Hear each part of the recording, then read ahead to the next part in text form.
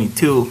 The record should reflect that Mr. Holmes is present with his attorneys, Ms. Brady, Mr. King, Ms. Nelson, Ms. Higgs, and Ms. Spengler. And the people are represented by Mr. Brockler, Mr. Orman, Ms. Pearson, Ms. Tish McGuire, and Mr. Edson. We are outside the presence of the jury. We're still waiting for one of the jurors to get here this morning. So, but I thought I'd come out and see if there was anything we needed to talk about. I also wanted to ask you about Exhibit P-TR-1227 in terms of when you're anticipating that coming up. When are you anticipating moving its admission? That's the emails we talked about on Friday. Your Honor, probably tomorrow. Tomorrow? Okay. All right. I'll give you my ruling at some point today then. Is there anything we need to talk about at this time on behalf of the people? Mr. Brockler, do you have anything? No, Your Honor, thank you. All right. On behalf of the defense, Mr. King, do you have anything? I don't, but Ms. Nelson does, Your Honor. Okay, Ms. Nelson?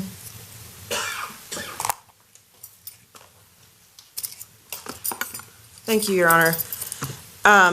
In anticipation of Dr. Metzner's testimony this morning, I reviewed his report last night, and I confess it had been a while since I had done that, and certainly since the litigation that we had engaged in motion D-264A and the court's rulings in D-264A3. So I was reading his report with that lens or those rulings in mind last night, and I came across some specific statements that Mr. Holmes made to Dr. Metzner, that Dr. Metzner referenced in his report, that I wanted to bring to the court's attention and move to exclude. As the court knows, we previously moved to exclude all of Mr. Holmes' statements made to Dr. Metzner in motion D-187, based on the Fifth Amendment, Eighth Amendment, and other arguments that we made that were sort of offshoots of the constitutional arguments we had made about the statute before the NGRI plea had even been entered. But we didn't file, after the court denied that motion, we didn't file a motion detailing specific statements that we had objections to with respect to Dr. Metzner, primarily because we didn't have the same information that we had with Dr. Reed. We didn't have 22 hours of videotape or a transcript of specific statements that Mr. Holmes had made to Dr. Metzner. But now that we've been through all that with Dr. Reed, in reviewing Dr. Metzner's report, I wanted to bring some specific statements that we have some issues with to the court's attention, mainly to make sure that we're being consistent, and my goal in making this record is to be consistent with the objections that we raised in motion D-264A. We would object and move to exclude any testimony by Dr. Metzner about Mr. Holmes' statement referenced on page 4 of his report, in which Mr. Holmes tells Dr. Metzner he's a bad shot. That's similar to something that we exclude with respect to Dr. Reed in D-264A, and we would rely on all of the arguments that we made in that motion with respect to that statement. We also obviously are concerned and object to any statements made by Mr. Holmes to Dr. Metzner specifically about what occurred in the theater. There's some statements that are mentioned and referenced by Dr. Metzner that are similar to some of the statements that we identified in motion D-264A, including shooting at people running out of the theater, diverting the police to the apartment so that he could kill more people in the theater. Our position on those statements, as the court well knows, is that they violate the 5th, 6th, 8th, and 14th Amendments and their Colorado counterparts, and also violate or don't survive a 401-403 analysis because they're more probative of guilt than they are of sanity. As well, Dr. Metzner mentions Mr. Holmes' religious history on page 48. We made an objection to similar information elicited from Mr. Holmes by Dr. Reed in motion D-264A, so we would rely on all of the arguments that we made in D-264A with respect to those statements. And then there are actually 3 issues discussed in Dr. Metzner's report, including statements by Mr. Holmes on topics that the court has actually excluded. These topics involve redactions that were in fact made and granted by the court with respect to the statements that were made to Dr. Reed. Would the court consider allowing me to approach with counsel to discuss those with the court at the bench? I know that the jury's not present, but out of an abundance of caution, because we have media present, I'd prefer to do this at the bench. No, I think we should do it in open court. Very well. So there's a statement on page 50 in which Mr. Holmes informs Dr. Metzner, or Dr. Metzner quotes Mr. Holmes as stating that he continues to have chronic homicidal thinking, very similar to the homicidal thinking that has been present for most of his life. That statement is very similar to a statement that the court excluded from the videotape, or ordered redacted from the videotape of Dr. Reed's interview with Mr. Holmes. There's a statement about remorse on page 18. It's a response by Mr. Holmes to a question posed by Dr. Metzner about regrets about the shooting, in which he says yes and no. That's very similar to an exchange that was excluded from Dr. Reed's video. I think that was paragraph 60 of motion D264A. And then on page 9 of Dr. Metzner's report, there is a discussion. There was apparently a discussion between Dr. Metzner and Mr. Holmes about his invocation of his Miranda rights. Dr. Metzner states, after Mr. Holmes was arrested and during the initial interview by detectives, he was read his Miranda rights. Mr. Holmes requested an attorney because, quote, that's what you're supposed to do. So he knew he was in trouble because, quote, I shot a lot of people. So we would also move to exclude any statements consistent with the court's ruling in D264A3, any statements about the invocation of the Miranda warnings. And then finally, there was a statement on page 19 of Dr. Metzner's report that was similar to a statement that Mr. Holmes made to Dr. Reed, that Mr. Holmes is not concerned about the death penalty because, quote, there's no reason to live. We didn't move to exclude this from the videotape from Dr. Reed, frankly, because we missed it the first time, Your Honor. And but that obviously doesn't preclude us from objecting to it now. I think it would be cumulative, among other things, but I don't think this is relevant to sanity, and we would object under 401 and 403. So those are the specific statements that we have some concerns about with respect to Dr. Metzner, to the extent that we're aware of which statements Mr. Holmes made to Dr. Metzner, and to the extent that any of these are going to come up during Dr. Metzner's testimony. I wanted to bring them to the court's attention. Okay, thank you. Response? Mr. Brockler, you're going to respond? And I would add, Your Honor, I'm sorry, I brought this up with Mr. Orman this morning because Mr. Brockler was otherwise occupied, so I did give the prosecution a heads up. It was a bit last minute, but so was my discovery on these issues. So. All right.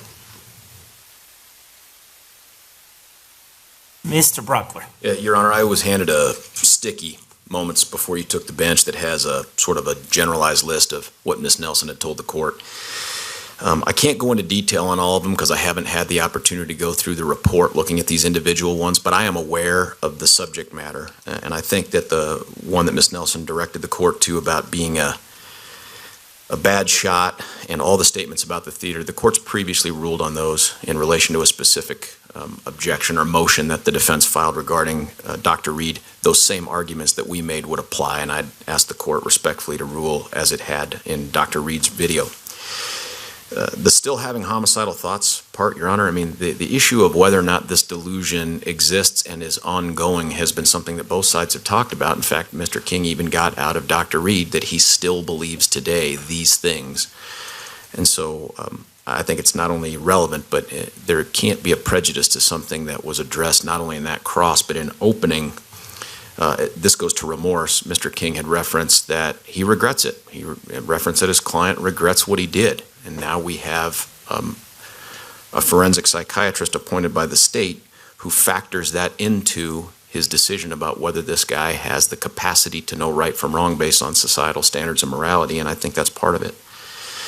The religion part, Your Honor, I was able to look that one up, and what it looks like is there's a reference to the defendant saying that he's agnostic, but then goes on to clarify that what he means by that is something very akin to moral relativism, which is you just believe whatever it is you want to believe. And so that would be how that factors in. As for the page 9 invocation of Miranda Rights, Your Honor, I've already spoken in detail about that with Dr. Metzner. And I should put on the record that Dr. Metzner is present in the court. We asked him to be here to listen to these in case the court ruled in a certain way on statements, so he would be aware.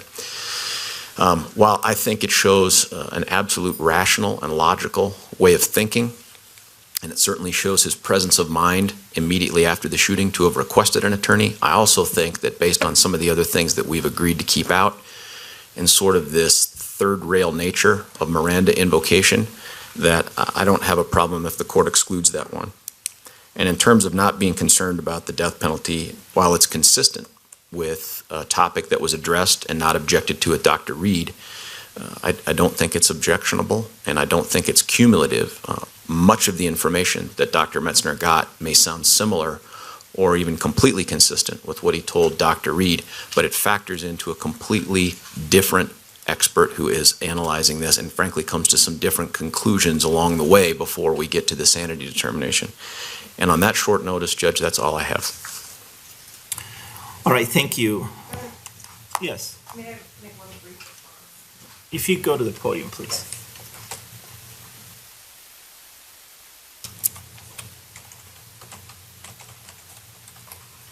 Yes. Just on the topic of continuing chronic homicidal thoughts, that's very different than the testimony that from Dr. Reed about Mr. Holmes's continuing to believe in the delusion. There's a distinct difference between testimony that he continues to believe his delusion and that he continues to have chronic homicidal thoughts. It was paragraph 92 of motion D-264A, and for the court's reference, the pages of the transcript of the videotape that the court excluded were pages 515 to 17. And I think if the court reviews that portion of the transcript of Mr. Holmes's interview with Dr. Reed, those statements are very similar to that quotation from Dr. Metzner that I mentioned earlier. So that's something the court has already ruled should be excluded from this phase of the trial, and so we would ask the court to issue a similar ruling that's consistent with its ruling in D-264A3. What page of my order is it? Oh, of your order? I can look that up real quick. Hold on.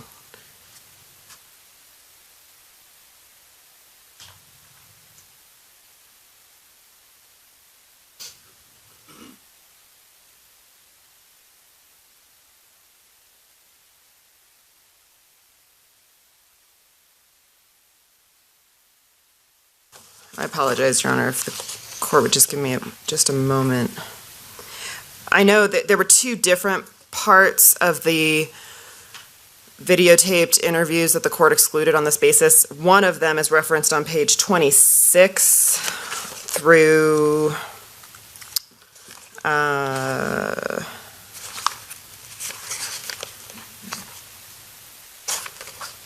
34 of the court's order. 26 to 34, you said? Yes, and then I think there's another one. Oh, yes. The one I was actually referring to, though, starts on page 40 of the court's order and continues to page 43. Okay, give me just a moment, please. Okay.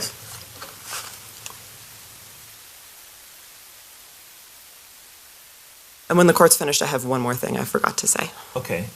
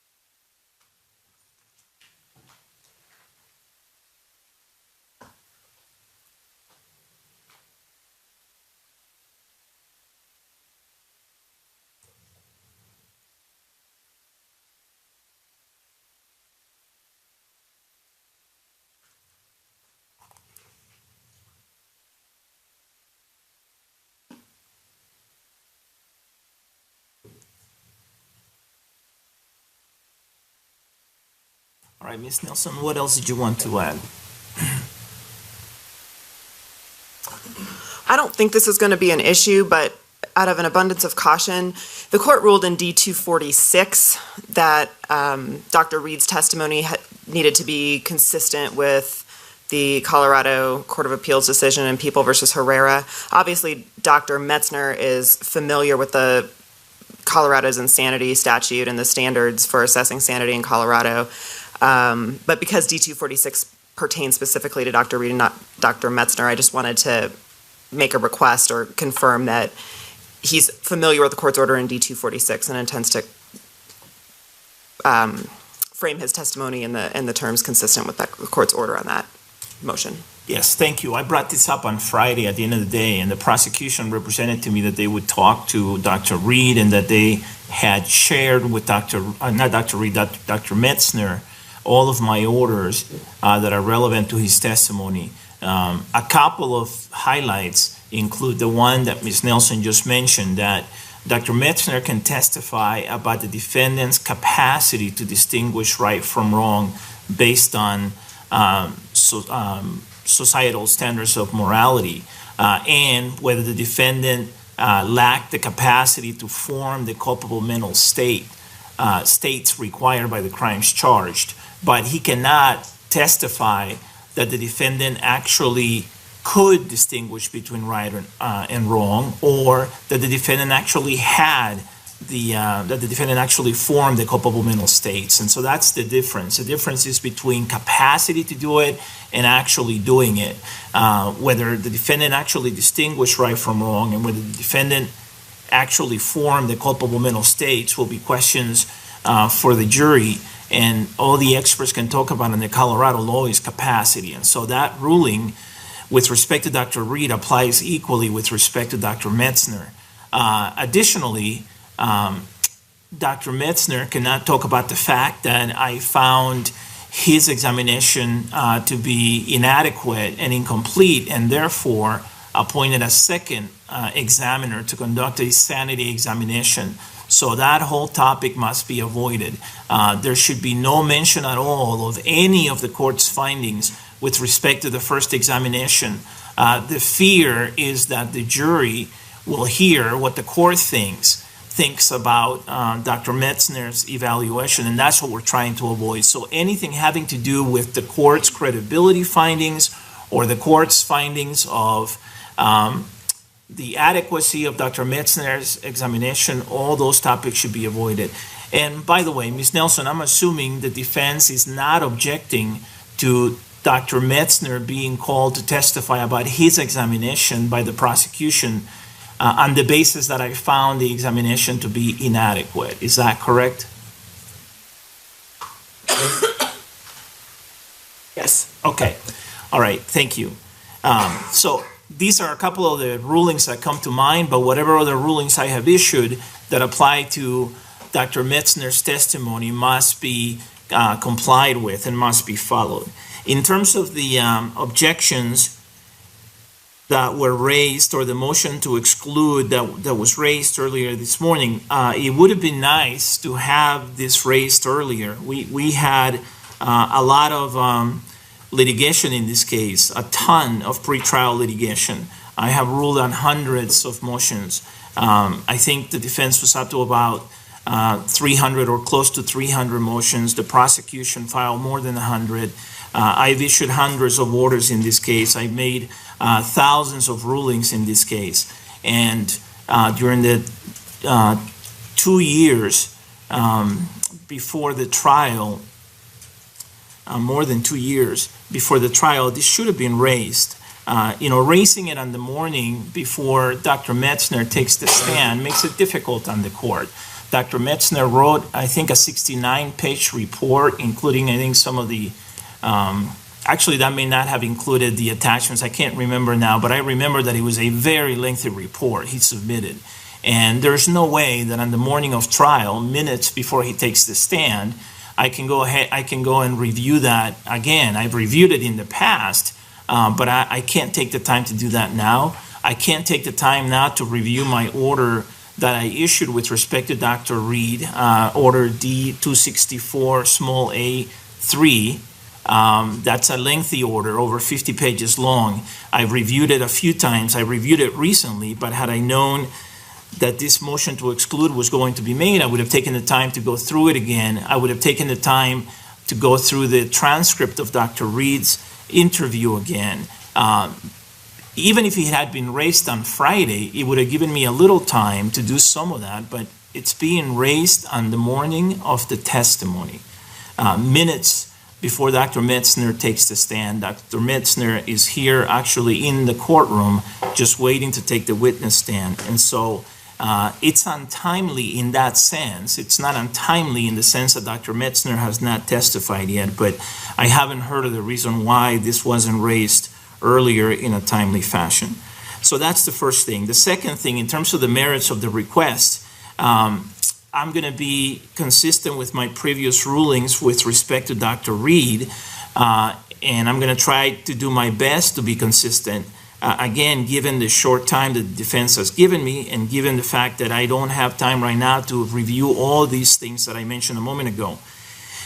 There were a few things, or maybe more than a few things, there were some things that I ordered redacted with respect to Dr. Reed's examination of the defendant at the defendant's request, in an abundance of caution under Rule 403. And with respect to some of them, I could have allowed them, and I specifically found that they were probative and that they were relevant and admissible under Rules 401 and 402.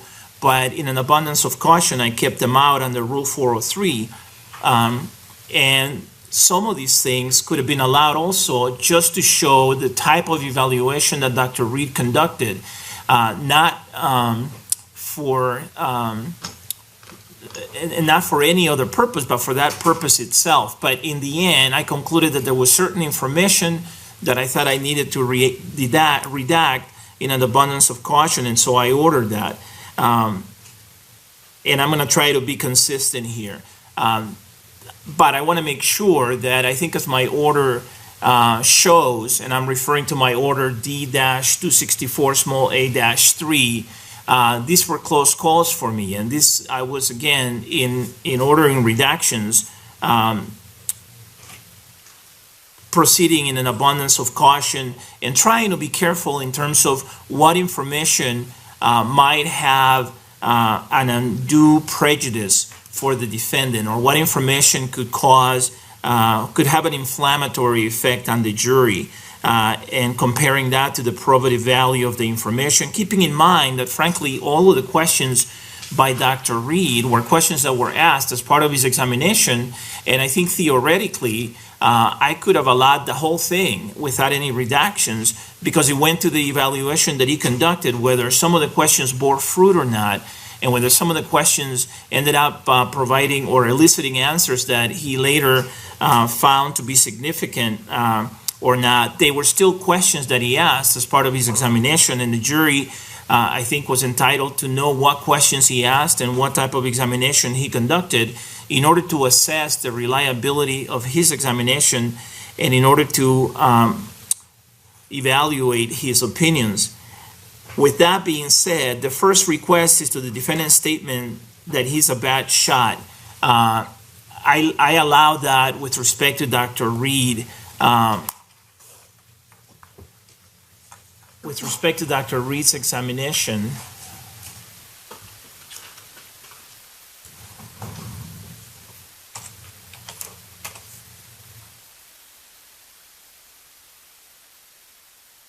there was an exchange with Dr. Reed about the defendant not getting better. I think the question was, did you get to be a better shot from the beginning to the end?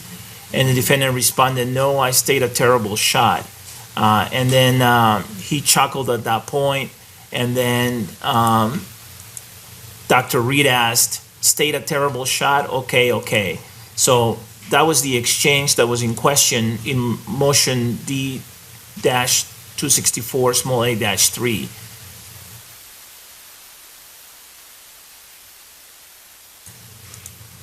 And to the extent that Dr. Reed asked the defendant about this in terms of the defendant's activities at the shooting range in preparation for the shooting at the theater, then my ruling is the same as it was with respect to Dr. Reed, that it's part of that discussion about the defendant going to a shooting range on more than one occasion and practicing. And I think the common sense question is, did you see any improvement in your shooting? Did you, as time went on, based on your activities, was the practice effective for you? And I think it's part of the sanity examination that each of these doctors conducted, each of these court-appointed experts conducted. I mentioned in my order that the defense was not contesting Dr. Reed's inquiry into the defendant's activities at the shooting range in preparation for the shooting at the theater. Instead, the defense was arguing that the defendant's current perception as to whether his aim improved after practicing at the shooting range was irrelevant to his mental state at the time of the crimes charged and was not relied upon by Dr. Reed in his report. And the prosecution responded that the discussion in question was relevant to the defendant's thought process about the crime that he would later commit, the amount of time, the planning, and the preparation that he was putting into it, and that these things are by extension directly related to sanity, to the issue of sanity. And I agreed with the prosecution and therefore denied the request. Same ruling applies here. Now, Dr. Metzner shouldn't just go out of its way to say that. I'm allowing it to the extent that this was part of his examination and that he felt it was something important to inquire about, and then he can explain why he asked about that, or he can explain what significance this had and his opinions. That's what how I treated the objection with respect to Dr. Reed, and I'm treating it the same way here. So this isn't an opportunity to gratuitously add, oh, the defendant said that his shot never improved. There has to be some reason for it. And so to the extent Dr. Metzner asked about this because he felt it was an important question to pose to the defendant as part of his examination, and or to the extent that the defendant's answer is of significance in some way to Dr. Metzner's opinions, then I'm allowing it. Number two is the defendant's statement about what occurred inside the theater, and this is objected to on constitutional grounds and also on evidentiary grounds. I plan to give the jury the same limiting instruction that I gave the jury with respect to Dr. Reed, and if Ms. Nelson wishes, I could expand it even further. She said that some of this testimony is more probative of guilt than it is of sanity. If you want, I can explain to the jury when I mention that this evidence, and when I say this evidence, I'm referring to Dr. Metzner's testimony and the defendant's statements to him, is only being admitted for the limited purpose of considering the issues raised by the plea of not guilty by reason of insanity. I can not only explain what I've explained before to the jury, which is that issues related to the plea of not guilty by reason of insanity refer to the capacity to distinguish right from wrong and the capacity to form the culpable mental state, or the culpable mental states that are elements of the crimes charged. But I can add to that I've mentioned to the jury before that each crime charge has elements, and one of those elements is sanity. And so this testimony only goes to that one element of sanity. It doesn't go to any of the other elements. The jury has heard me talk about elements. I talked to them about that in individual voir dire, in general voir dire, and then right before opening statements once we had a jury selected already. So they know about elements. I've explained that concept to them. I specifically told them what elements there are for each type of crime charge in this case. And so if Ms. Nelson, if you would like, I'll give you an opportunity to request that type of instruction. I'm happy to expand on that if you wish. But having said that, I will allow it. These are the defendant's statements in a sanity evaluation are, in my view, among the most important portions of that evaluation. I don't see how an expert can conduct a sanity evaluation without asking the defendant about the crimes charged and what he was thinking as the crimes charged took place or allegedly took place. Nor do I think that an expert can offer expert opinions about sanity without getting into what the defendant said about the crimes charged. To me, this is necessary for an expert to be able to opine on sanity. So the objection is overruled. Number 3 is the defendant's religious history.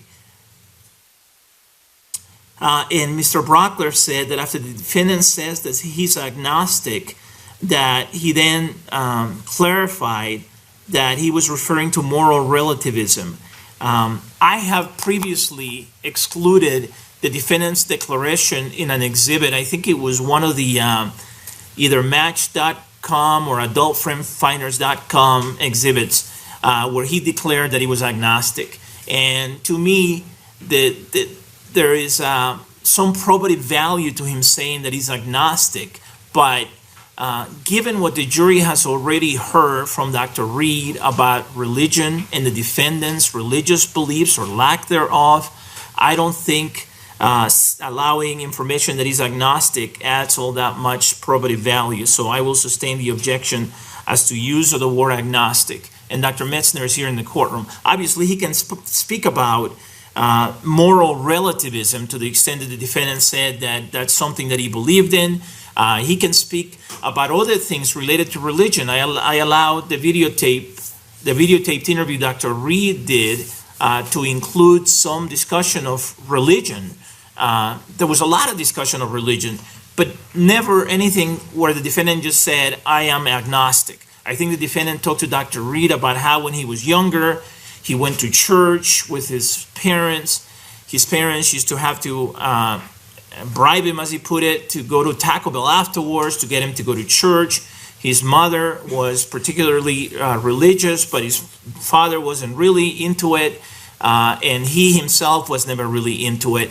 That kind of thing. I think that kind of discussion is okay, but saying that he was agnostic, given the rest of the evidence that has already been introduced and the rest of the discussion on religion that may be introduced, I think is unnecessary and has little probative value.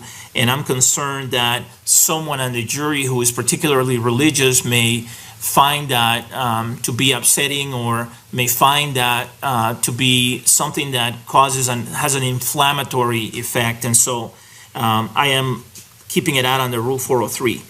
Under number 4 in my list, the next thing I have is the request to exclude the statement by the defendant to Dr. Metzner, in which he says that he continues to have chronic homicidal thinking. And I looked up my order on Dr. Reed, again, order D-264, small a-3, and Ms. Nelson pointed me to page 40.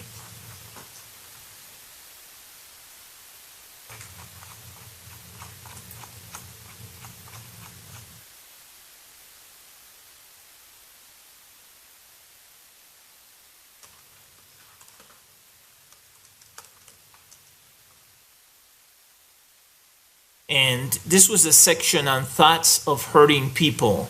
And although I kept out the information the defense asked me to keep out from Dr. Reed's evaluation related to this topic, one of the reasons I granted the defendant's request is because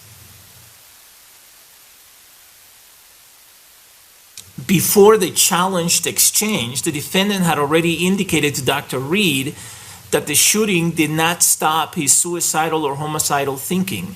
That's on page 42. So part of my reasoning was, well, the defense isn't objecting to him saying, the defendant telling Dr. Reed that the shooting didn't stop his suicidal or homicidal thinking. Therefore, the challenge exchange has little probative value because it doesn't add a whole lot. It adds something that's marginal. Same thing as the comment that I was making a moment ago about the agnostic term. And so, same type of ruling here. And by the way, my recollection is similar to Mr. Brockler's, and that is that during Dr. Reed's examination, both sides went into this, not only in terms of what the defendant was like at the time of the shooting and before the shooting, but also what's happened since then. The fact that he's on meds now, the fact that he's been in jail, and he was in jail at the time of the interview, the fact that even now he continues to have this delusional belief, I don't see a whole lot of difference between saying that the shooting didn't stop his suicidal or homicidal thinking and saying that he continues to have chronic homicidal thinking. The word chronic is the only difference, and I'm not sure what unfair prejudice that has. The defense didn't object or didn't ask me to request that specific part of Dr. Reed's examination where the defendant said that the shooting didn't stop his suicidal or homicidal thinking. I think Dr. Reed talked about how the defendant's belief or delusion about human capital continues to exist today. Well, that means that he continues to believe that he has to kill people to increase his self-worth and to avoid committing suicide. I don't see a whole lot of difference between what has already been allowed and what Dr. Metzner apparently said in his report. So that request is denied. The next one is the statement about remorse or regrets about the shooting. And I did say in order D-264 small a-3 that this had probative value and was relevant. But in an abundance of caution, I kept it out on the Rule 403. And so I'm going to do the same thing here. Same type of ruling, so I'm going to be consistent again. And again, this was a close call for me, and someone else would have let it in. I could see it going both ways. I erred on the side of keeping it away from the jury, at least during the guilt phase of the trial. If there happens to be a sentencing hearing, then this may be something that is admissible, but that question isn't before me right now. So to be consistent, that request is granted.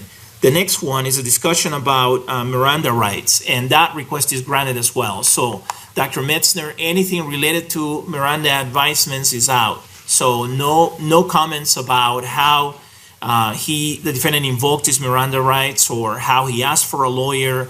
No comments about any of that stuff. I think best to try to stay away from any interrogations. And to the extent that counsel wish to ask him questions about any interrogations, they should ask leading questions that stay far from my rulings. And by the way, there's no objection to this particular request, so this request is granted without objection. And the final one is the defendant saying that he's not concerned about the death penalty because there's no reason to live. Frankly, when I saw that the defense didn't object to a similar discussion between Dr. Reed and the defendant, I was a little surprised. And had the defense requested this to be redacted from Dr. Reed's examination, I would have granted their request. I'm not saying that there was anything wrong with it. I'm just saying that I would have granted it for some of the same reasons that I granted other requests to redact. But it's not up to me to decide what redaction should be made. It would be improper for me to even suggest what redaction should be made. And I realize that counsel sometimes have strategic reasons for not requesting redactions or for requesting redactions. Other times it's based on whether counsel believes they have legal grounds to seek redactions or not. And I figure that counsel either made a strategic decision about it or concluded that there were no legal grounds to request a redaction. But given that it's already played with Dr. Reed without a request for that to be redacted, I'm not going to allow it here. I don't think it's necessary, and the defense is requesting that it be redacted now, and so I am going to order not be redacted, but the defense is asking that it be excluded, so I'm going to order Dr. Metzner not to talk about the defendant discussing the death penalty and how he wasn't concerned about it because there's no reason to live. Now, same thing I said with respect to Dr. Reed's interview with the defendant. You have to be careful not to open the door on some of these rulings that I have made. To the extent that I've excluded these things, you can't ask a question, whether intentionally or inadvertently, and open the door. If you do, then I may have to change my ruling and I may have to allow what I have ordered to be excluded. So those are my rulings with respect to Dr. Metzner's testimony. Is there anything else, Ms. Nelson?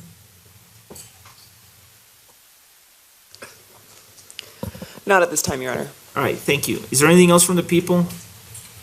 No, Your Honor, thank you. Do we have all the jurors here now? Yes. Okay, the jurors are all here. So with that, then, let's go ahead and bring the jury in.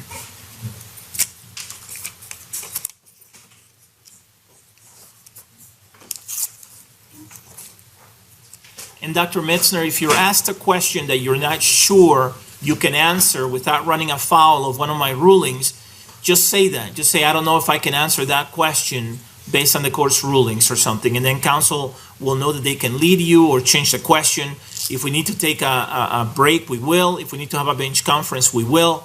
And we'll go that route, okay? Thank you. All right.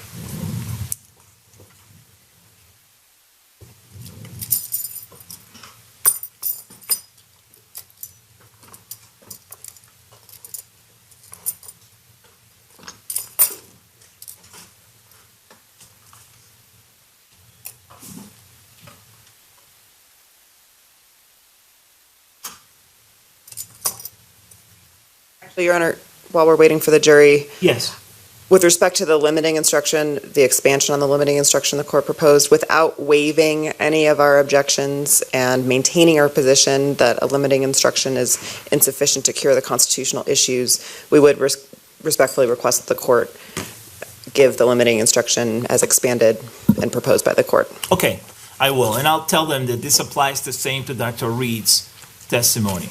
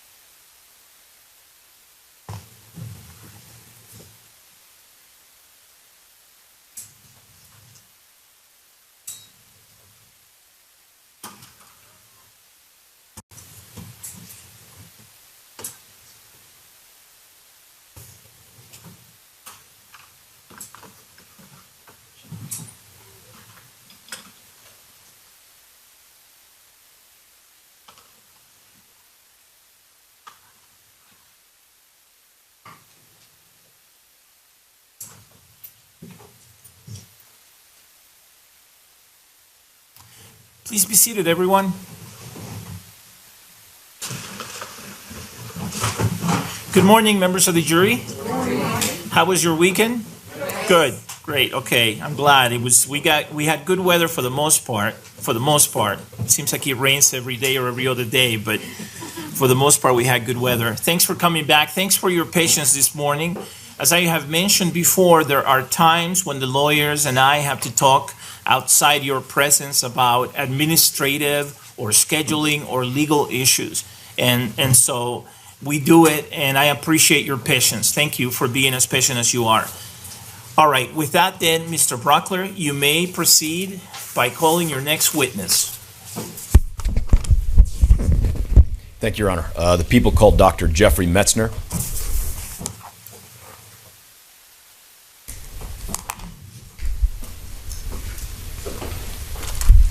There's an updated one of those. Good morning, doctor. Good morning. You solemnly swear from a penalty of law that the testimony you're about to give will be the truth, the whole truth, and nothing but the truth? I do. Okay, please be seated.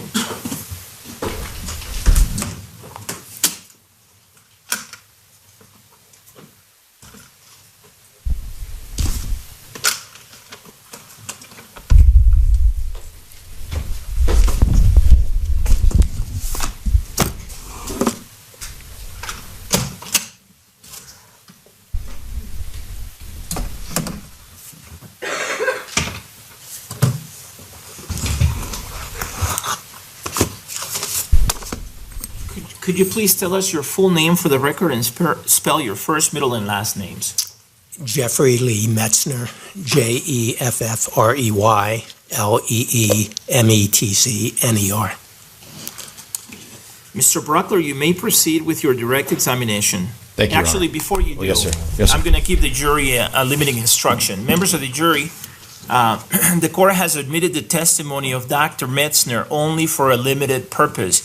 You may consider this testimony only as to the issues raised by the defendant's plea of not guilty by reason of insanity. You shall not consider this evidence for any other purpose.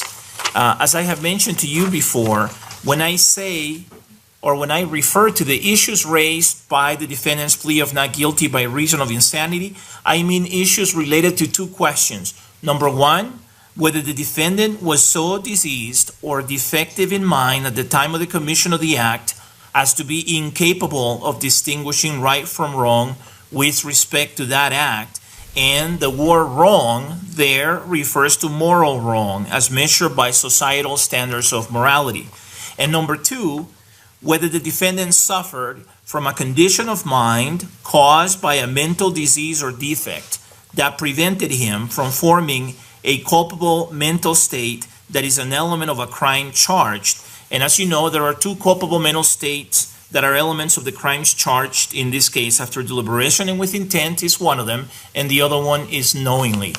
I explained to you at the beginning of the trial that each of the crimes charged in this case is made up of elements. Do you remember that discussion about elements? One of the elements of each crime charged in this case is sanity. The prosecution has to prove beyond a reasonable doubt that the defendant was sane at the time of the commission of the act. This evidence by Dr. Metzner, and same as the evidence, the testimony of Dr. Reed, and same as the defendant's statements in the videotaped interview by Dr. Reed, I said all of that evidence can only be considered by you for a limited purposes, and that is only as to the issues raised by the defendant's plea of not guilty by reason of insanity. So you can only consider it as to that one element of sanity. You cannot consider it with respect to any other elements in each crime charge. Does that make sense to everyone? Yes. Yes, and everyone's saying yes and nodding their head yes. Wonderful. Thank you. With that, now, Mr. Brockler, you may proceed with your direct examination of Dr. Metzner. Thank you, sir. Sir, would you please tell us what you do for a living? I'm a psychiatrist with a specialty in forensic psychiatry. Does that mean you are also a medical doctor? That is correct. Dr. Metzner, were you asked to conduct a forensic psychiatric evaluation of the defendant and render an opinion about whether or not he meets the definition of insanity under the laws of Colorado? I was. Okay.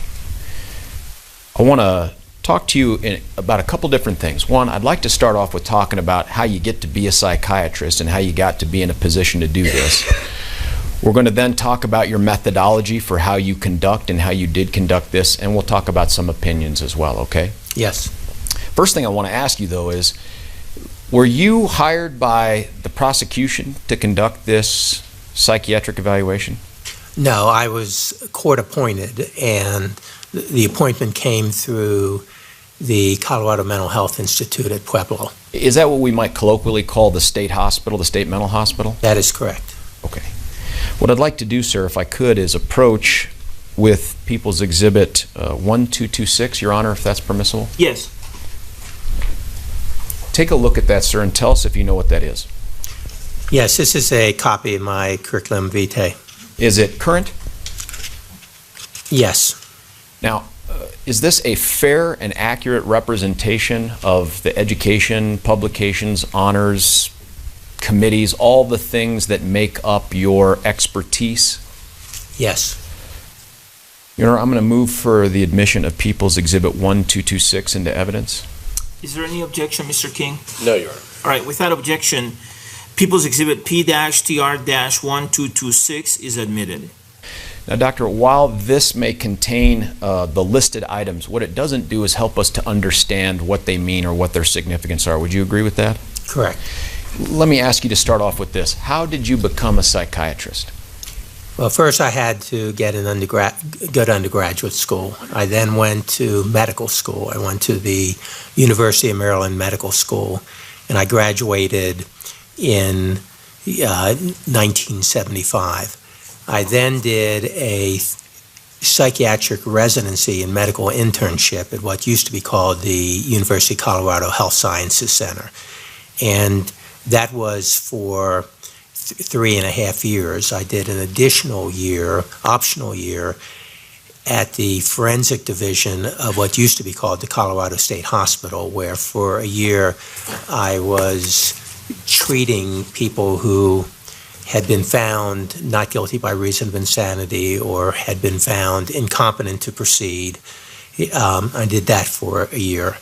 When I finished my residency in July of 1979, after that I became board certified by the American Board of Psychiatry and Neurology with a specialty in psychiatry, and that was during, I think, 1981. I subsequently became what's called board certified or additional qualifications in forensic psychiatry by the same board, and I think that happened around 1991. Yeah, so that's what I needed to do in order to become a psychiatrist. Let's back up and talk about a little of that. If we were going to say globally, how long have you been practicing psychiatry, you would say how long? Well, if you don't count my residency, it would be 35 years. If you count my residency in which I was practicing psychiatry, it'd be close to 40 years. And if you got that board certification in forensic psychiatry in 91, is that right? I think it was 1991. Have you been a specialist, at least in the area of forensic psychiatry, for 24 years? Well, I actually was a specialist in forensic psychiatry beginning in 1979. The reason I didn't get the additional qualifications in forensic psychiatry is that additional qualification criteria was not in existence until I think about whenever it became in existence, I got it the first year. So you've been doing forensic psychiatry for over 35 years? Yes. Now, one thing that we might ask of experts is where they're licensed to practice what it is that they do. Where are you licensed to practice as a psychiatrist? I'm licensed in the states of Colorado, New Mexico, Pennsylvania, and California. And those are all current? Yes. And you already said Colorado too, right? Correct. Another measure of your level of expertise might be to ask you, do you teach anywhere about your field that you practice in? Yes. My teaching activities include the following. I've been a clinical professor of psychiatry at the University of Colorado Department of Psychiatry since 1995. The department has what's called a forensic fellowship. And what that means, like if you go to a doctor who's a cardiologist, to become a cardiologist, you got to do a cardiology fellowship after you've done your medical residency. If you these days want to become a forensic psychiatrist, you can have a forensic fellowship for 1 year. I've been the associate director of the forensic fellowship at the University of Colorado since its inception, which I think's been since about 1985. I've also, in the past, I don't do it too much now, teach residents in psychiatry. I also have been a visiting professor at the Yale School of Medicine Department of Psychiatry, been a visiting professor at the University of Hawaii.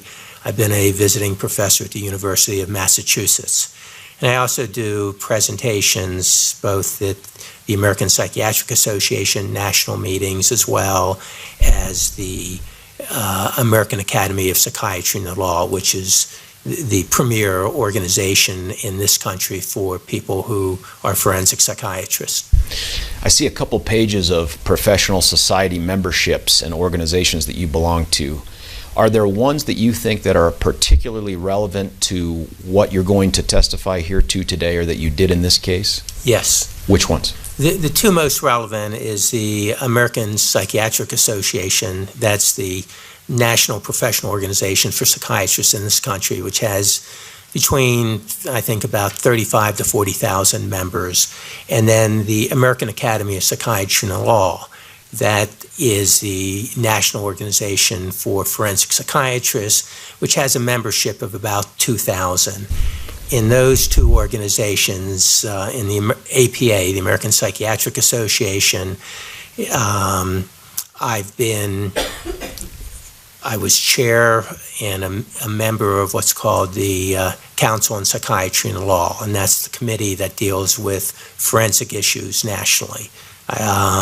And what's relevant to this is I know Dr. Reed had talked about DSM-5 and DSM-4 and the in-between DSM-TR, 4TR. When DSM-4 and the subsequent DSM-4TR, before they were finally approved, I was one of the many advisors to DSM-4 to look specifically at forensic issues throughout the text. So, for example, I understand that the jury has heard about what's known as the forensic caveat in DSM-5. The forensic caveat in DSM-5 is the slide that you saw, which basically said care should be used in interpreting DSM-5 for legal purposes, because this is a clinical textbook, not a legal textbook.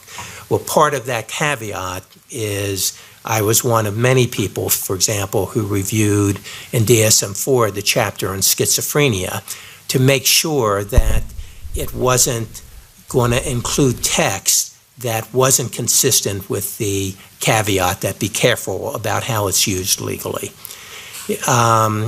Within the American Academy of Psychiatry and the Law, I think it was about, I'm losing, well, I'll tell you exactly.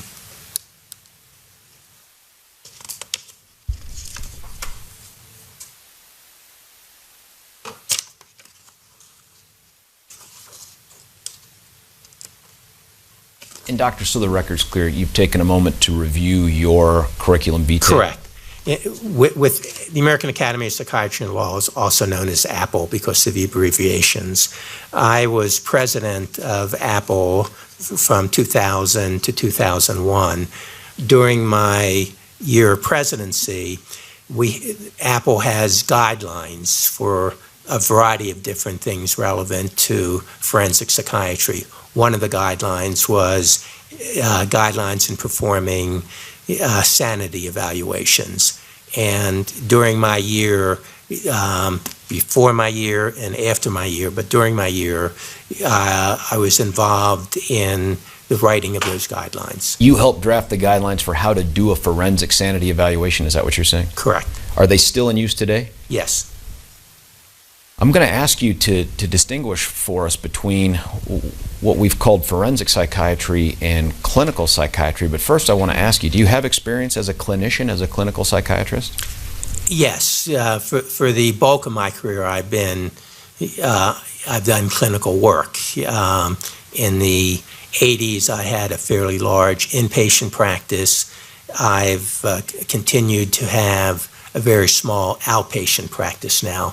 Most of my work now involves what's called correctional psychiatry, and correctional is referring specifically to mental health services in jails and prisons. And I work for predominantly federal courts around the country in developing and monitoring mental health systems within jails and prisons. And although within that work, I'm not specifically responsible for the care and treatment of detainees or inmates, I talk to thousands of them and I review the clinical work that's being done. In your clinical experience, ballpark, how many patients have you treated? Is that the right word? Is it treated? Yes. I thousands. Have you seen people who you have concluded were schizophrenic? Yes. Delusional otherwise? Yes. Psychotic, all that? Correct. And just to remind you, when I was did a year on the forensic division of the state hospital. The bulk of the people I saw had either been found not guilty by reason of insanity or incompetent to proceed. Both of those categories, people had chronic and severe mental illnesses. But also in my private practice in the 80s, I've treated people who have had severe mental illness, and through the work that I do in jails and prisons, the mental health system that is set up, the specific target population is for people who have serious mental illnesses. Now, I see there's pages of publications here, but I really want to ask you to only, as one measure of your expertise, to ask if you have published peer-reviewed articles in the area of psychiatry and forensic psychiatry. I have. Are there some that are particularly relevant to what you did in this particular case? Well, the bulk of my publications have to do with mental health systems in jails and prisons. And it's relevant to the extent, as I mentioned before, that those services are targeted for people with serious mental illnesses. Are there other activities that you're engaged in that touch upon what you did here, or at least the forensic aspect of this? Yes. Part of my forensic practice, in 1979 is when actually it was 1978, when I spent an optional year in the forensic division of the Colorado State Hospital. And when I talk about forensic division, I'm distinguishing that from the civil division.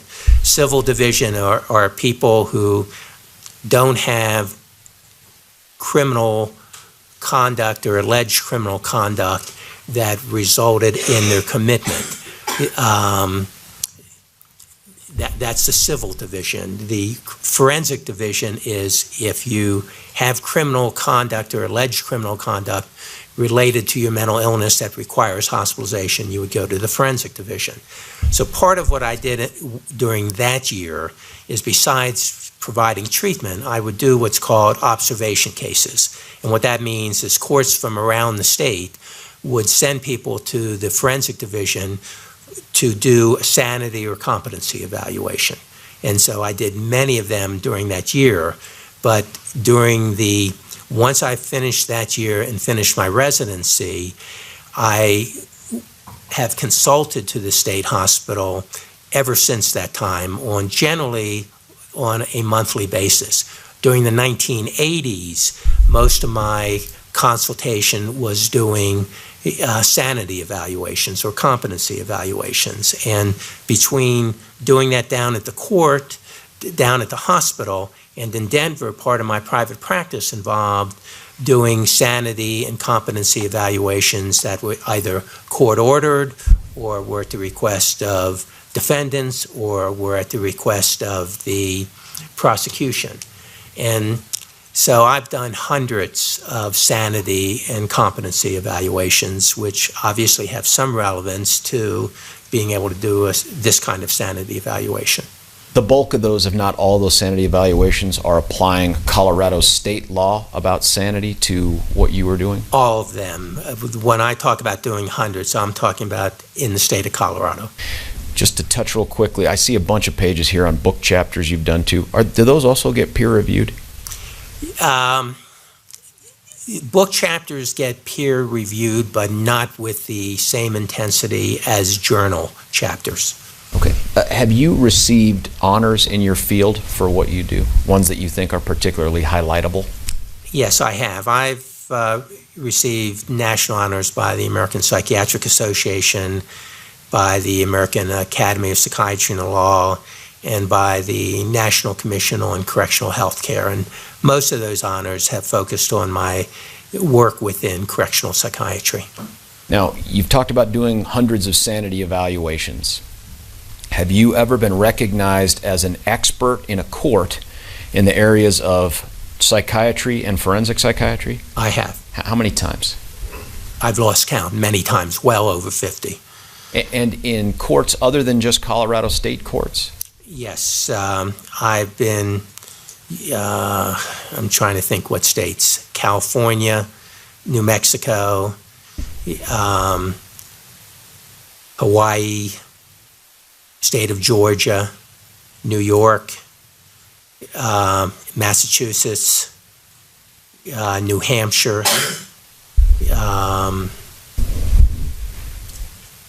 They're the ones that come immediately to mind. In addition to state courts, federal as well? Yes, and the other states that I mentioned, they were all federal courts. The other state court is South Carolina. Have you ever been mentioned in a U.S. Supreme Court opinion? I have been mentioned in a U.S. Supreme Court opinion. There was a case called Colorado v. Connolly, and it had to do with defining various aspects of Miranda Rights. Okay. Let me ask you this. You've talked about the different ways you've come to cases to do evaluations. You referenced the court, you referenced the defense, you referenced the prosecution. Can you give us some estimate by percentage of how many times you've been appointed by a court like you were in this case? Yes, and I'm assuming you're asking me specifically in the context of sanity evaluations. Yes, doctor. Within sanity evaluations, well over half of my examinations have been requested by the court. And I think if you look at the remaining, whether it's 40%, I think it's pretty equally divided between between defendants and DAs. And you may go in one jurisdiction where the DAs send me a lot of cases, and then go in another jurisdiction where the public defenders send me. But it's been primarily court appointments.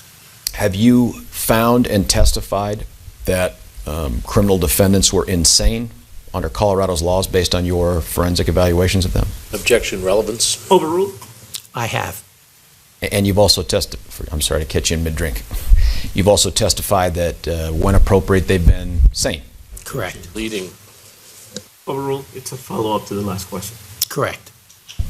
Your Honor, at this point, I'm going to offer Dr. Jeffrey Metzner as an expert in the areas of psychiatry and forensic psychiatry.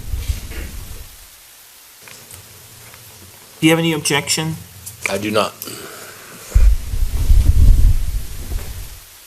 Without objection and pursuant to Rule 702 of the Colorado Rules of Evidence and the decision in People versus Shrek, 22 Pacific 3rd 68, Colorado 2001, the court qualifies Dr. Metzner as an expert witness in the fields of psychiatry and forensic psychiatry.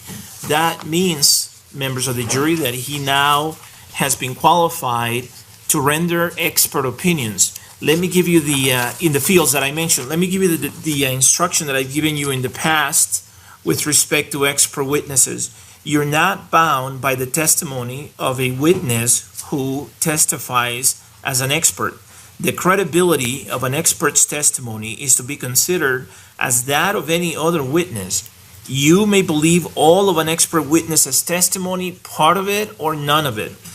The weight that you give the testimony of an expert is entirely your decision. All right, with that, you may proceed. Thank you, Your Honor. Doctor, I promised you I was going to ask you this. Now we're here. Tell us what the distinction is to be made between general clinical psychiatry and forensic psychiatry. Well, it's a different approach. When you're doing general clinical psychiatry, you have someone most of the time who's coming to you because they recognize a problem and they want to get help. And I say most of the time because sometimes you get people who are brought in by family or court ordered because they're having problems but they don't recognize the problem.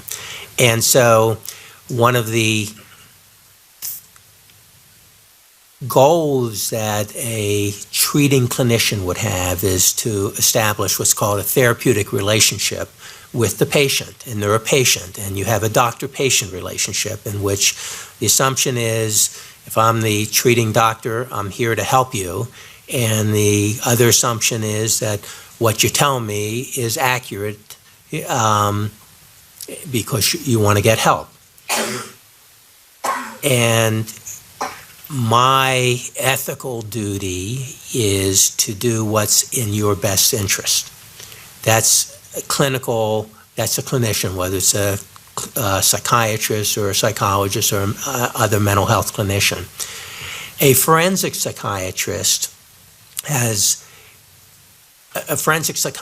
in the context, and I'm going to make it in the context of doing a sanity evaluation, Yes, sir. because there's other contexts. In the context of doing a sanity evaluation, it is not a doctor-patient relationship. That the person I'm evaluating, I am not their doctor. And it's very important ethically to make it clear during the examination that I'm not your doctor, because I'm going to be addressing some legal questions. And my opinion may or may not be in your best interest from your perspective. And your approach is very different.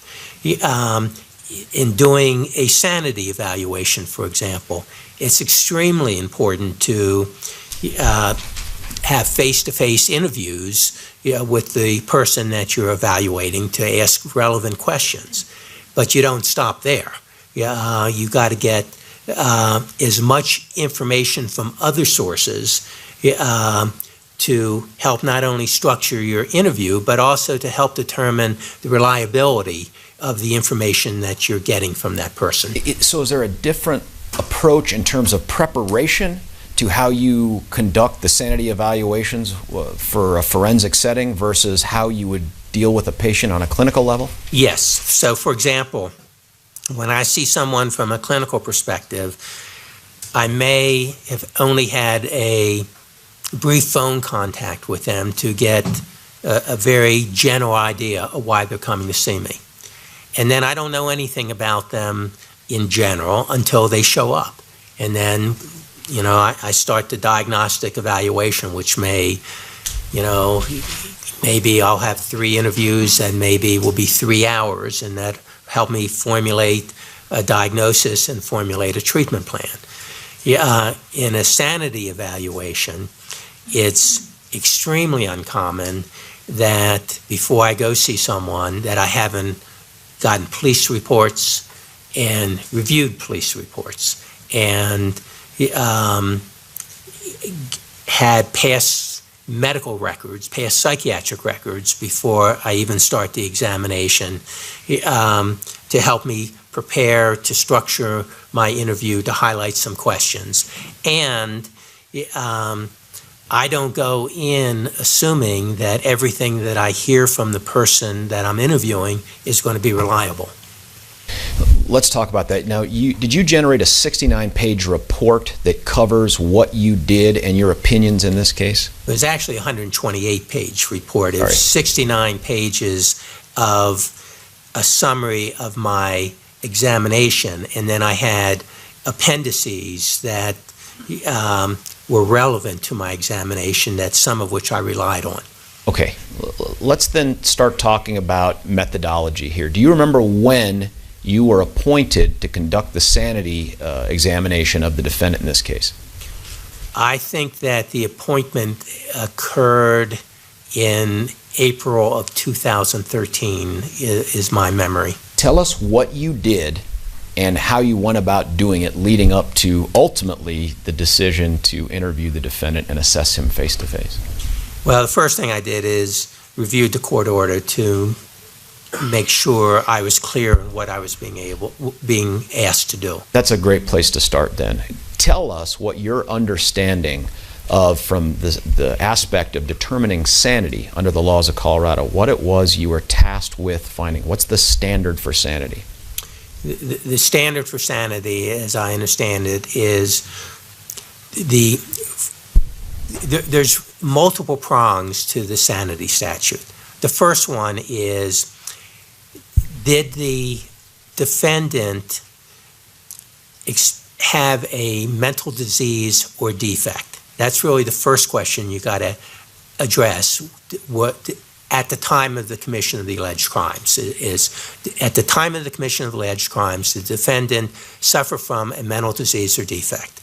And then the statute gives you some guidelines about what mental disease or defect means. And rather than paraphrase, I want to be very accurate on it. Would you tell us, Doctor, if you're going to read something, just make sure you tell us on the record what Okay, that is. I'm reading from CRS Section 16.8-101.5, which is the applicable sanity test. And so the sanity statute gives you guidelines about what mental disease or defect includes. And it says it includes only those severely abnormal mental conditions that grossly and demonstrably impair a person's perception or understanding of reality, and that are not attributable to the voluntary ingestion of alcohol or any other psychoactive substance, but does not include an abnormality manifested by only repeated criminal or otherwise antisocial conduct. So to translate that and I'm in sorry to English- interrupt, is this the standard then that you went into this evaluation with? Yes. Okay. And then to translate that into English, what it basically means is, in clinical terms, a mental disease or defect generally means that someone had a serious mental disorder. And it excludes what's called an antisocial personality disorder. It also excludes an abnormal mental condition that was caused by the ingestion of alcohol or illicit drugs. Okay. What were the other prongs that you took into this evaluation with you? So the first prong is, did the person experience a mental disease or defect at the time of the commission of the alleged acts? Then there's the next prong is, if the answer to that is yes, did that mental disease or defect cause the defendant to not have the capacity to distinguish the difference between right from wrong with respect to the alleged crimes? And that, the capacity to distinguish the difference between right from wrong, there's two prongs of that. There is right from wrong from a legal perspective, meaning did... May we approach, please?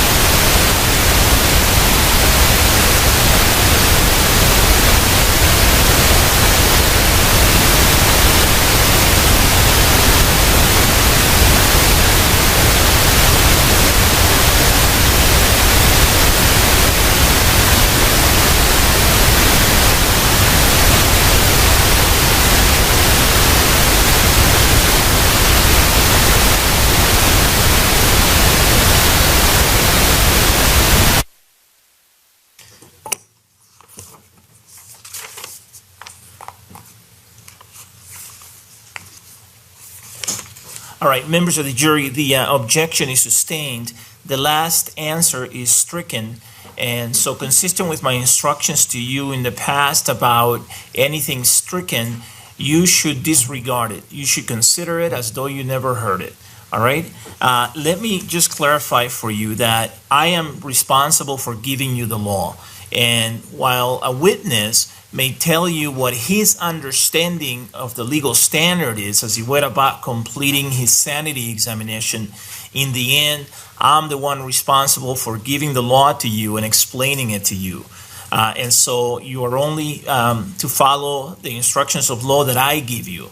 I'm the one who does that. That's my responsibility. Although I think it's appropriate for a witness to talk about his understanding of the legal standard. Does that distinction make sense?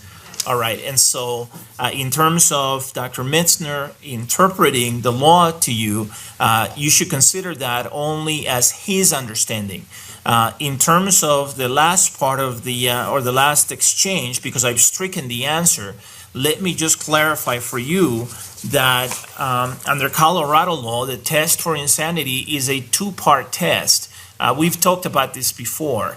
And under Colorado law, the questions are, under the issue of insanity, number one, whether the defendant was so diseased or defective in mind at the time of the commission of the act as to be incapable of distinguishing right from wrong with respect to that act. And when I say wrong there, what that refers to is a moral wrong as measured by societal standards of morality.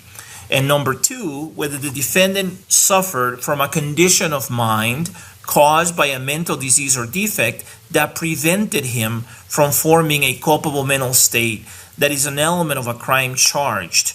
And as you know, there are two culpable mental states that are elements of the crimes charged in this case. One is after deliberation and with intent, and the other one is knowingly. So that's the legal standard, and because the prosecution has the burden of proof with respect to each and every element of a crime, of each crime charged, it's the prosecution that has to prove beyond a reasonable doubt that the defendant was not insane at the time of the commission of the act. And that means that the prosecution has to prove both. Number one, that the defendant was not so diseased or defective in mind at the time of the commission of the act as to be incapable of distinguishing right from wrong with respect to that act. And number two, that the defendant did not suffer from a condition of mind caused by a mental disease or defect that prevented him from forming a culpable mental state that is an element of a crime charge. They have to prove both of those prongs beyond a reasonable doubt. Everybody understand that? Okay. And when I say they, I'm referring to the people.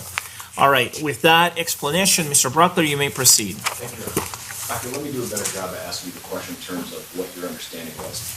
And we just went through it with the judge, but was it your understanding that as you went into this evaluation, you were determining whether or not the defendant on the 19th and 20th of July had the capacity to wrong based on societal standards and morality? Yes. And then in addition, determining whether or not, in your opinion, that the defendant in 2012 had the capacity to form the intent to murder after he deliberated on it and to act knowingly with regards to his criminal conduct? Correct. Mr. Brockler, you may have forgotten to turn your mic on. Redo it? No, that's okay. Kidding. We all heard you. There you go. All right.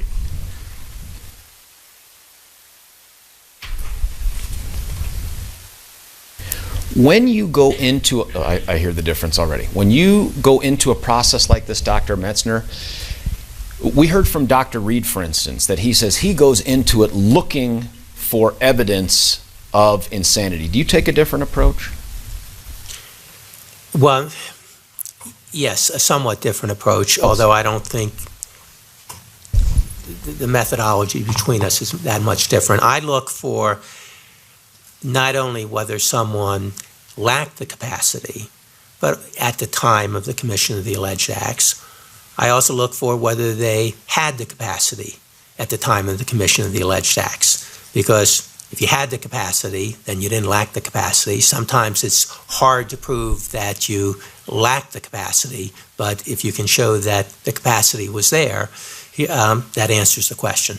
And And obviously, if you can show that they lack the capacity, that also answers the question. With that in mind, tell us how you started to move through this appointment to do this sanity evaluation for the defendant. Okay. So the first things that I did, and part of the court order was for the parties to provide me with all the discovery. And so I began getting discovery. So, for example, I had one DVD that was only about 1/3 filled, and it had 55,000 pages of discovery on it. Then I got approximately 250 CD DVDs, in which a large part of those DVDs were videos of Mr. Holmes during his incarceration at the Arapahoe County Jail. Then a lot of those DVDs or CDs contained discovery that were on the DVD that had the 55,000 PDF pages.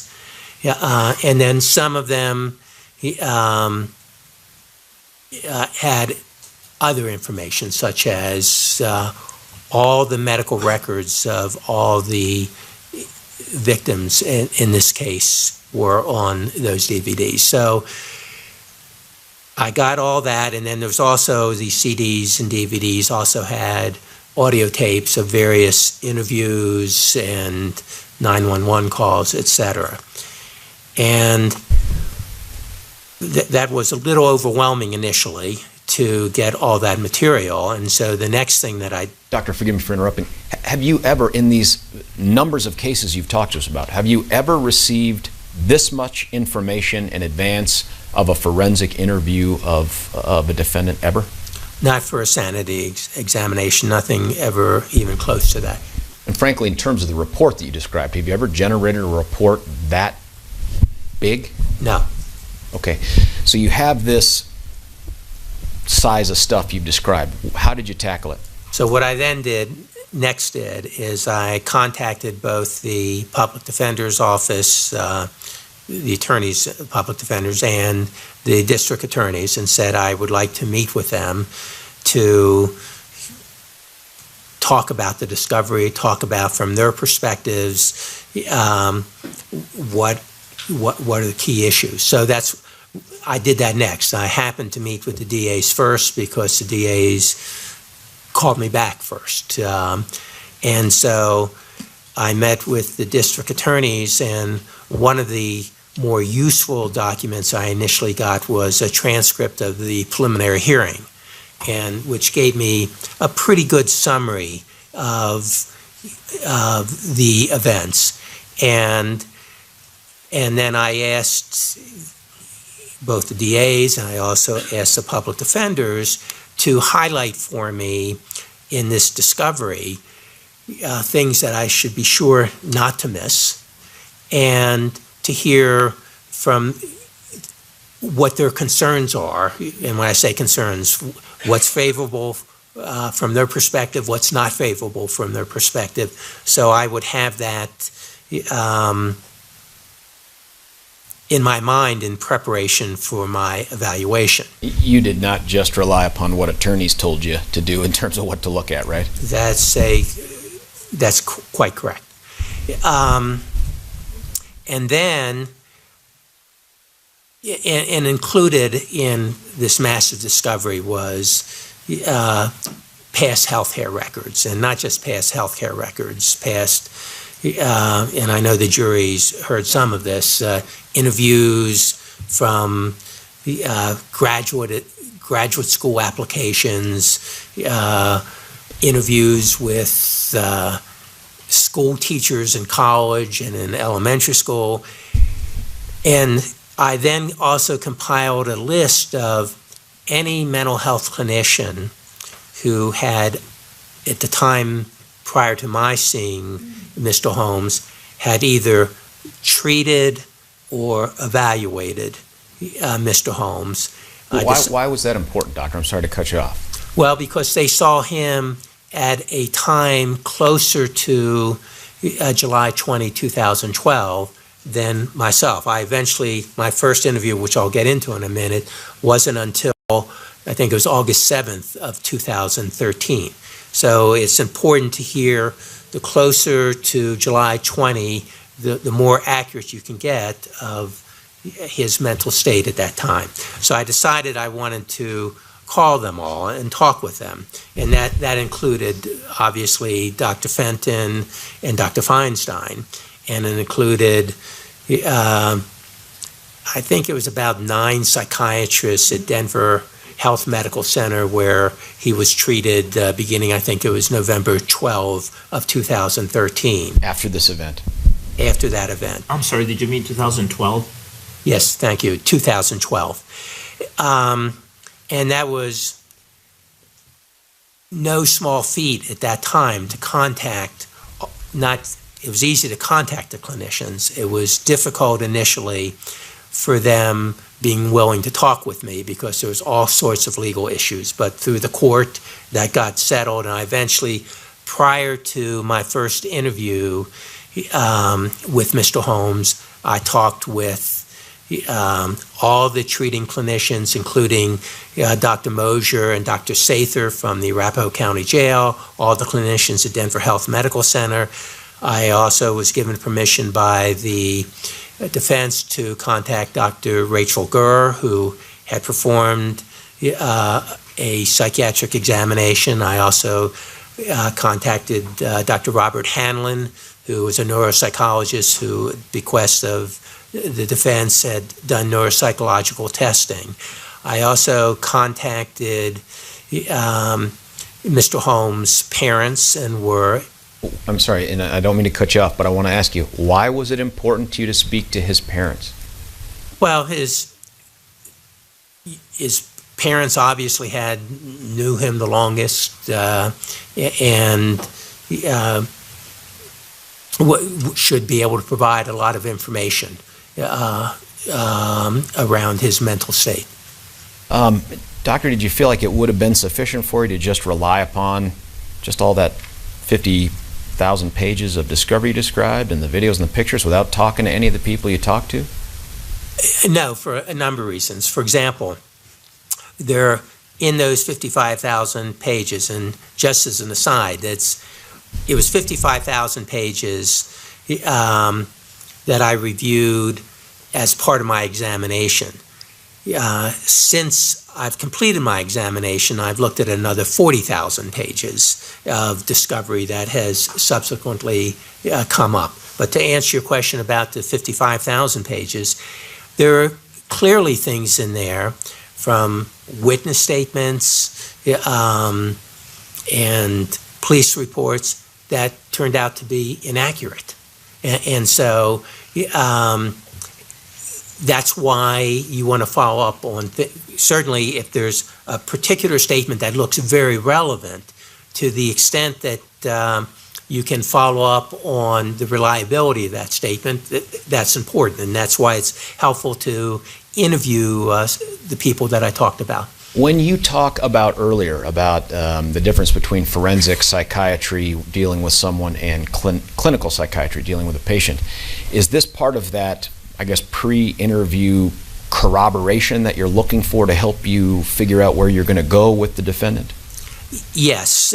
You learn in forensic psychiatry to take somewhat of a detective approach, meaning you want to make sure the information that you're getting is reliable, and the more sources of information around a particular fact that you get helps ensure helps increase the reliability of that information. Was there anything else that you did other than what you've told us so far leading up to the interview that you conducted with the defendant?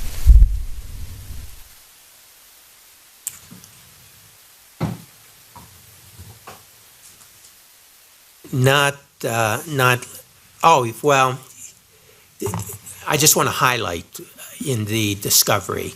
And I know that the jury has been exposed to what's been referred to the notebook. For lack of a better word, the journal that Mr. Holmes kept between June and July of 2012. I found that to be a very important piece of information that helped structured my approach to the interview and turned out, in my mind, to be a very important component of my eventual opinions.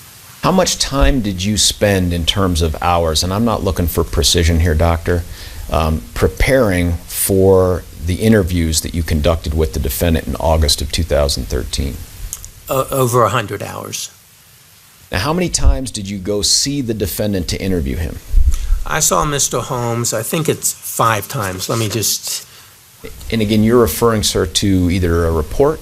I'm looking at my report, and it was 4 times. It was August 8, 9, 10, 17 of 2013, and I met with him at the Colorado State Hospital, and I met with him for a total of 25.5 hours. In terms of deciding how you would do this, the number of days, the amount of time, did you give yourself a cutoff, like, hey, when I reach 25 hours, that's it, I'm done? Or did you say, this is going to go as long as I need it to go? This was going to go as long as it needed to go. Did you feel like you were being rushed in any way? Did you cut any corners that you can think of? Well, I didn't cut any corners. I felt there was a court order that this is when it should be done by, and I'm aware, working with other courts, that if you need an extension, you can get an extension. But I was also aware that there'd been a lot of extensions, and I felt some internal pressure to do this within the time limits that was asked by the court. But that didn't result in me cutting corners or not doing something that I should have done. And that 25 and a half hours that you talked about, did you feel like that was a full and fair opportunity to conduct the forensic examination you wanted to conduct to the defendant? Yes. Okay. Let's talk about a couple things. You talked about where it was. What I want to ask you about is it your practice, in your normal not doing sanity evaluation practice, to videotape your interviews with either clients or people that you are doing sanity evaluations for? Okay. It is not my practice. I'll talk specifically about sanity evaluations because clinical evaluations, I would never videotape a clinical evaluation. It has not been my practice to videotape sanity evaluations for a number of reasons, and they include the following. On my computer, I have voice software, which enables me to dictate notes while I'm doing an examination. And it's been extremely hard. Most sanity evaluations that I've done is not at the state hospital, but going to a jail. And it's extremely hard to get any kind of recording device into a jail because they have security reasons for not wanting recording devices in, let alone bringing video cameras and recordings into the jail. And even if you could do that, most jails don't have, logistically, it's not possible to do. You got to make extreme exceptions to get the right room and the right time and all that. Not to mention, it doubles the cost of doing an examination. And I'm not talking about this court, but other courts, you want to be reasonable in what your costs are. So it's never been my practice to videotape sanity evaluations. On this particular evaluation, I determined that to the extent possible, I want to use my usual technique in how I do sanity evaluations, and I don't want to do something that I'm not familiar with. And the other reason I haven't done videotaping is I've had too much experience with technical problems where where you videotape something and it turns out you have the video, but you don't have the sound. And so I determined I wasn't going to do a videotaped examination. It sounds like it was important to you to continue to do what you'd been doing for risk of not putting out your best product. Correct. All right. Talk to us a little bit, though, about how you talked about this voice recognition software. How do you make sure that you're getting down the notes that you need from the defendant without, messing up the evaluation, I guess? So here's my style when I do any kind of forensic evaluation, whether it's a civil evaluation or a sanity evaluation. I've developed over time my own shorthand in which I can read my notes pretty well, certainly for the first 24 hours. And so I will take notes as I'm talking with whoever I'm interviewing. And then periodically, I will stop the interview and I will say to them, I have voice software on my computer. I'm now going to dictate what we just talked about. And I want you to stop me if I say anything inaccurate. So I'll go to my computer and I will use my notes to dictate what we just talked about. And what frequently happens, it's not uncommon for someone to say, I didn't say that, or that's not accurate, and so I'll correct it. It's more common that they don't say that, but they want to expand on something, that I will say something, they want to give me more information, so I'll allow them to give me more information. And so what I do two kinds of things when I'm preparing a report. From this dictation is how I will subsequently do my report. And I now have notes that I can read very clearly, that 3 years from now I can still read very clearly. What I don't put in my report from this dictated notes, I keep those notes so they still may have relevance, and it's much easier to read, and it's legible a year later or 3 years later. So that's how I do in my interview, and that style works for me. If you talk to forensic psychiatrists, you'll hear all different kinds of styles. You heard Dr. Reed's style where he videotapes and doesn't take notes. And then there's other people who take handwritten notes and does the report after the evaluation, after the interview. I just find it's more efficient for me and more accurate if I do it the way that I just described. I wanted to ask you, I'm sorry to go backwards on you. You talked about the notebook. You talked about speaking with Drs. Fenton and Feinstein at length. How about, was it important for you, and we'll get into why later, but was it important for you to consider the Google chats or G chats between the defendant and his now ex-girlfriend? Yes. When you later asked me about why, in my opinion, Mr. Holmes had a delusional belief, it's very strong evidence for me came from the March 25th Gmail chat and the first couple pages of his notebook. But in addition to that, both his notebook and his Gmail chat had significance in my ultimate opinion about whether he met the legal criteria for sanity. How about the texts with the other girl later in the year from his graduate school? That was equally important in determining my opinion around his capacity. Did you end up formulating questions or approaches with the defendant during this examination to address the issues brought up in each of those conversations? I did. Your Honor, I ask logistically, before we move into this next topic, does the court anticipate wanting to take a break now? Yes, I do. This is a good breaking point. Thank you. Members of the jury, it's almost 10:30, so let's go ahead and take our morning break. Please make sure that you follow all the advisements I've been giving you with respect to your conduct when you're not in the courtroom. Enjoy the break. I'll see you back here in about 20. Thank you.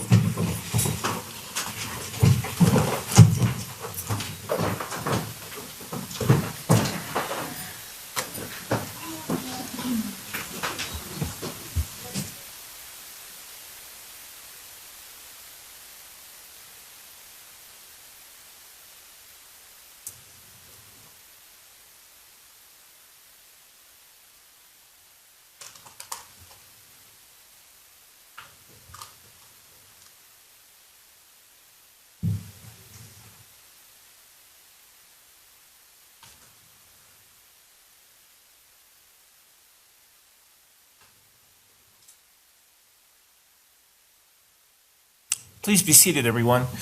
The record should reflect that the jury has exited the courtroom. And doctor, you may go on break if you wish. Let me just supplement briefly a couple of the rulings I made earlier. The first one is with respect to the reference to bad shot. I think a reasonable inference can be drawn from somebody going to a shooting range, that the person is going to the shooting range to try to improve his aim, to try to get better at shooting in the context, especially in the context of this case. I think then it is natural to ask in a sanity examination, well, did you improve? Did you get better? There are different ways to answer that question. One way is, I don't know, I wasn't paying attention to that. Another way is, no, I didn't get better. I remained a bad shot. That implies that the person is paying attention to whether there was any improvement or not. And I think that's probative of thought process, it's probative of mental state, it's probative of what the person was doing in terms of going to these shooting ranges and what the purpose was, what the intent was, what the plan was, if you will. And when I say intent there in that form, I don't mean, I'm referring to what his intention was in terms of going to the shooting range. What was he trying to accomplish, and then how that relates to the larger or the goal in the larger scheme of things. And then finally, with respect to homicidal thoughts, I thought more about Dr. Reed's testimony. Again, I think that this is relevant to diagnosis. It is probative of what diagnosis is made. It is probative of what mental illness the defendant may suffer from. My recollection from Dr. Reed's testimony is that there are certain mental illnesses that don't have a cure, and that you can try to provide medications to help in some regard, but they don't cure anything. And so whether someone is having homicidal thoughts now or continues to have homicidal thoughts now, I think is probative of what diagnosis a doctor may make with respect to that person. So even though we're talking about now, the present, I think it has probative value, a lot of probative value in terms of mental state or possible mental illness back in July. And again, my recollection as I thought more about this is that both sides have asked questions along the lines of the present time and whether this is the human capital belief remains. And I've allowed those questions. Nobody has objected, and I think those questions are quite appropriate because I think they're probative of mental state at the time of the shooting, and I think they're probative on the issue of sanity and the culpable mental state elements required by the crimes charged. So, all right, with that, let's take our break. I'll see you in 20. The court will be in recess. Thank you.